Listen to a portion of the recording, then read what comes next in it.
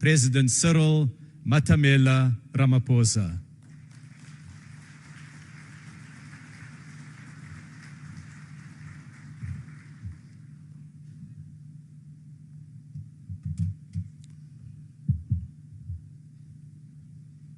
Thank you, Program Director, Minister Ibrahim Patel, Your Excellency President Luis Lula da Silva, Your Excellency Prime Minister Narendra Modi,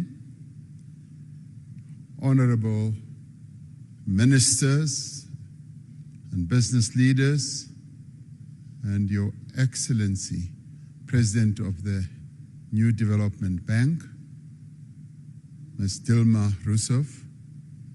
I greet you all, and it's a great honor to have this opportunity to participate in this leaders' session of the BRICS Forum. I particularly want to thank Mr. Sim Tshabalala for the report that he has just given, and particularly underline and appreciate the message that is coming from all of you as business leaders about the immense opportunities that you see in investment across the BRICS countries. The BRICS group of countries exists not only to strengthen government-to-government relations, but also to forge stronger ties between the peoples of our 5 nations. It is for this reason that several bodies have been established since BRICS was formed to enable cooperation across society, be it in business, be it in political parties, be it in the social sector, and also in the sporting sector. The BRICS Business Council is a vital and vibrant platform for strengthening economic ties between our respective countries and in forging common perspectives on inclusive economic growth and development, as we have heard from the report that has just been tabled by Mr. Tshabalala. The changes that have taken place in BRICS economies over the past decade have done much to transform the shape of the global economy. Together, the BRICS countries make up a quarter of the global economy. They account for a fifth of global trade and are home to more than 40% of the world's population. This agglomeration of these 5 countries has a major impact on various aspects of global activity and life. As we celebrate the 15th anniversary of BRICS, trade between BRICS countries totaled some $162 billion last year. Foreign investment has played an important role in the growth of BRICS economies. Total annual foreign direct investment into BRICS countries is 4 times greater than it was 20 years ago. However, the new wave of protectionism and subsequent impact of unilateral measures that are incompatible with WTO rules undermine the global economic growth and development.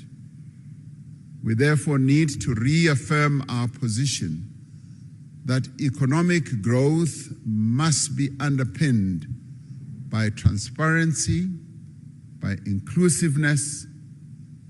It must be compatible with a multilateral trading system that supports a developmental agenda, the type of developmental agenda that the 5 countries that are members of BRICS have embraced right from the onset.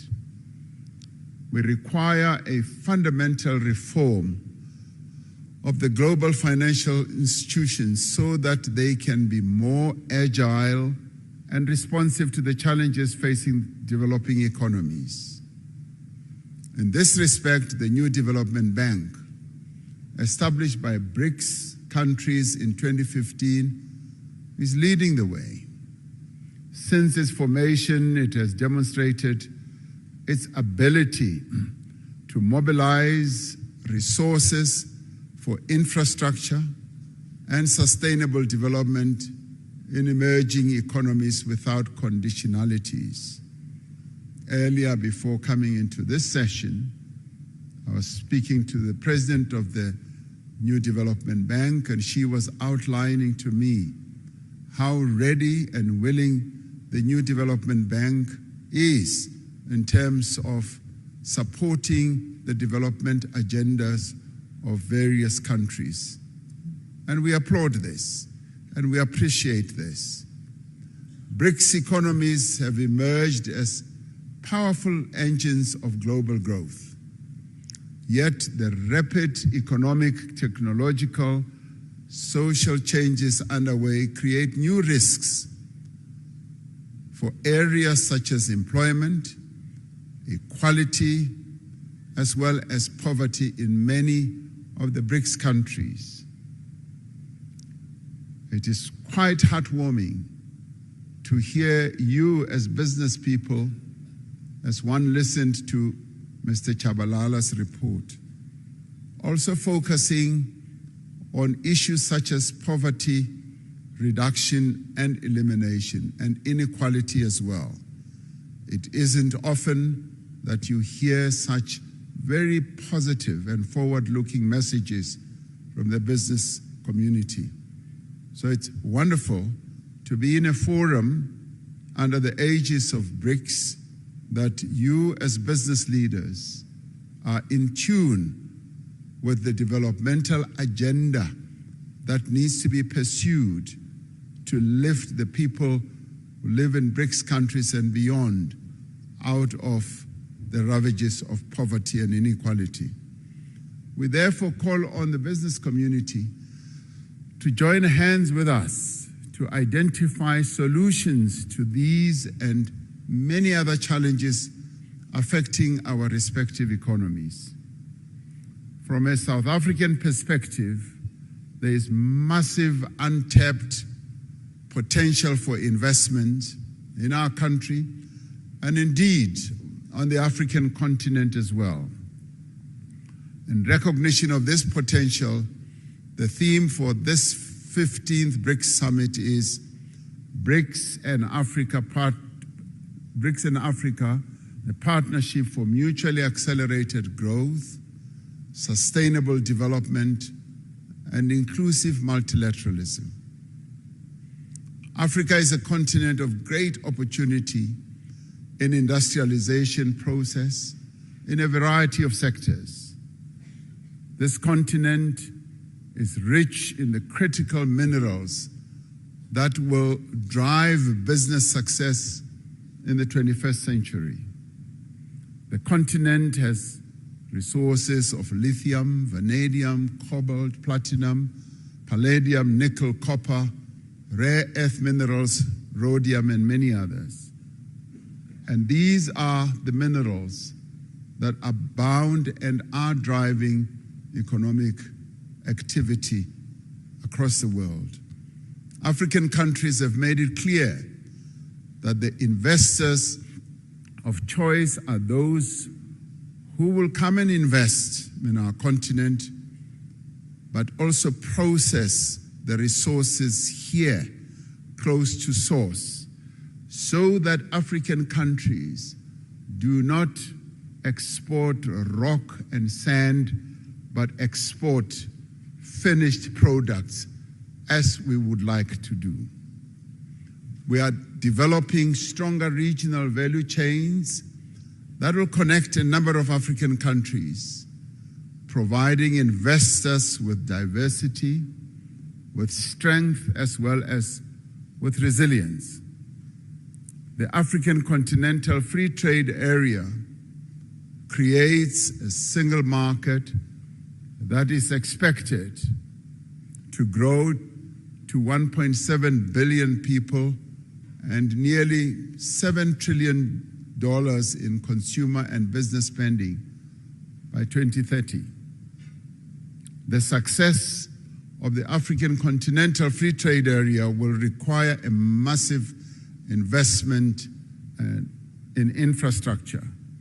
We need to mobilize the substantial financing that is needed to build the roads, the ports, the rail, energy and telecommunications network that will enable industrialization and trade. It is also pleasing to hear that you as the business community, you also see this area as opportunities that you can invest in. Growth in African economies will be driven in the main by small and medium enterprises. This requires focused as well as effective support to these businesses. It is important that specific financing be directed also to women-owned businesses so that they can harness the benefits of the continental free trade area. And we in Africa, as we seek to grow and develop, we are focusing on the empowerment of the women of our continent who have been held back through the years of colonialism, and in our case, through the years of apartheid, through protocols and laws. And we are saying we need to free the women of our continent so that they can trade, so that they can be in business and grow the economies of our various countries. Africa has a young, digitally connected and urbanizing population, a population which provides a stable workforce for companies in the future. The investment in skills development is continuing to grow. These factors all position Africa as the next frontier of productivity and growth. The BRICS countries have an opportunity to contribute to and participate in Africa's growth story. This can be achieved through greater cooperation in areas such as infrastructure, agriculture, manufacturing, new energy, and the digital economy. I was pleased to hear that these are also areas that you as business people are focusing on. South Africa has an important position in growing the African market, facilitated by the Africa Continental Free Trade Area and other free trade agreements. South Africa's industrial strength, our mineral endowments, and our large market opportunities provides a compelling value proposition for companies wanting to establish their businesses here. South Africa has significant industrial capacity with Africa's most advanced industrial innovation and fabrication base. Firms that have invested here recognize that South Africa has deep local capital markets and strong financial systems. We have a diverse and sophisticated economy, and this country possesses world-class infrastructure, skills, abundant natural resources, industrial clusters, and a host of incentives to support investment. And many investment and partnership opportunities exist in renewable energy, in infrastructure, in aquaculture, in ICT, automotives, pharmaceuticals, and advanced manufacturing, amongst others. It is clear from the report that we have just received that this has been a very productive business forum.